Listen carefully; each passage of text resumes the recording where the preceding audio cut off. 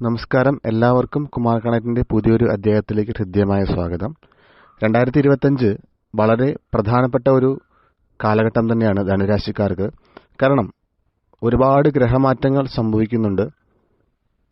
ഈ ഗ്രഹമാറ്റങ്ങളെല്ലാം തന്നെ ഇവർക്ക് വളരെയധികം അനുകൂലമാണ് എന്നുള്ളതാണ് വാസ്തവം. അതുകൊണ്ട് തന്നെ 2025 എന്ന് പറയുന്നത് ഇവരുടെ ജീവിതത്തിലെ ഏറ്റവും സുപ്രധാനമായ ഒരു കാലഘട്ടം തന്നെയായിരിക്കും. ഈ സമയത്ത് എത്ര നല്ല രീതിയിൽ പ്രവർത്തിക്കുന്നോ അത് നിങ്ങൾക്ക് ദീർഘനാൾ, അതായത് നിങ്ങളുടെ ജീവിതകാലം മുഴുവൻ നിങ്ങൾക്ക് കൊണ്ടു നടക്കാൻ പറ്റുന്ന ഒരു കാലഘട്ടമാണ്. ഇവിടെ ശനിക്ക് പിന്നാലെ മെയ് 14 മാറുന്ന വ്യാഴമാറ്റവും പിന്നീട് വരുന്ന രാഹുകേതുക്കളുടെ മാറ്റവും ധനുരാശിക്കാർക്ക് വളരെയധികം അനുകൂലമായ ഫലങ്ങളാണ് നൽകുന്നത്. പ്രത്യേകിച്ച് രാഹുവിൻ്റെ ആ ഒരു മാറ്റവും ഇവർക്ക് നല്ലതാണ്. കൂടാതെ കേതുവിൻ്റെ മാറ്റവും വളരെയധികം നല്ലതാണ്. കാരണം ഭാഗ്യത്തിൻ്റെയും മതത്തിൻ്റെയും ഭാവമായ 9ാം ഭാവത്തിലേക്കാണ് കേതു പ്രവേശിക്കുന്നത്.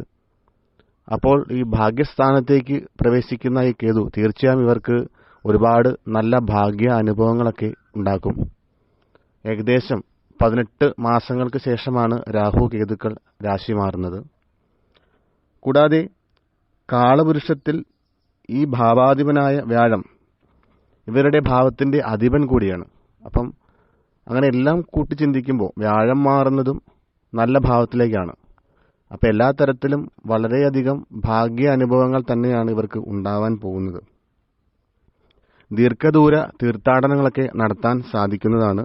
മനസ്സ് പുണ്യസ്ഥലങ്ങളിൽ ശ്രദ്ധ കേന്ദ്രീകരിക്കുന്നതാണ്. അതായത് പുണ്യസ്ഥലങ്ങളിലേക്ക് പോകാനായിട്ടുള്ള സാധ്യതകളൊക്കെ വന്നു ചേരുന്നതാണ്. അതുവഴി മാനസികവും ശാരീരികപരമായിട്ടുണ്ടായിരുന്ന എല്ലാ ബുദ്ധിമുട്ടുകളും അകന്ന് കുടുംബത്തോടൊപ്പം സന്തോഷവും സമാധാനവുമായ ഒരു ജീവിതം നയിക്കാനൊക്കെ സാധിക്കും. കുടുംബങ്ങളിൽ സർവ്വ ഐശ്വര്യങ്ങളും വന്നു ചേരുന്ന ഒരു സമയം കൂടിയാണ്.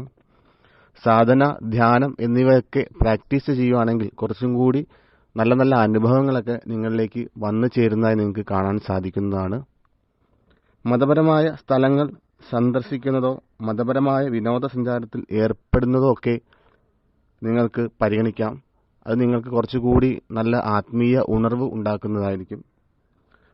ഒറ്റയ്ക്ക് സമയം കുറച്ച് ചെലവഴിക്കുകയാണെങ്കിൽ അത് നിങ്ങൾക്ക് നിങ്ങളുടെ ആ ഒരു ഇന്നർ സ്ട്രെങ്ത് തിരിച്ചറിയാൻ സാധിക്കുന്നതാണ്. അങ്ങനെ എല്ലാ തരത്തിലും വളരെയധികം ഐശ്വര്യം നിറഞ്ഞൊരു കാലഘട്ടമാണ്.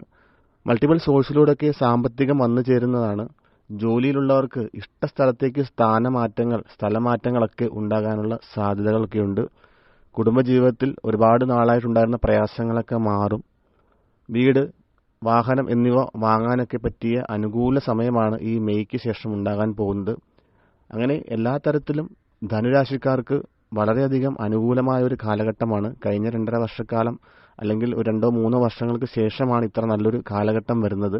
അതുകൊണ്ട് തന്നെ ഈ ഒരു കാലഘട്ടം വളരെ ബുദ്ധിപൂർവ്വം വിനിയോഗിക്കുകയാണെങ്കിൽ നിങ്ങൾക്ക് ജീവിതാവസാനം വരെ ഇതുവഴി ഉണ്ടാകുന്ന എല്ലാ ഗുണങ്ങളും നിലനിർത്താൻ സാധിക്കുന്നതാണ്.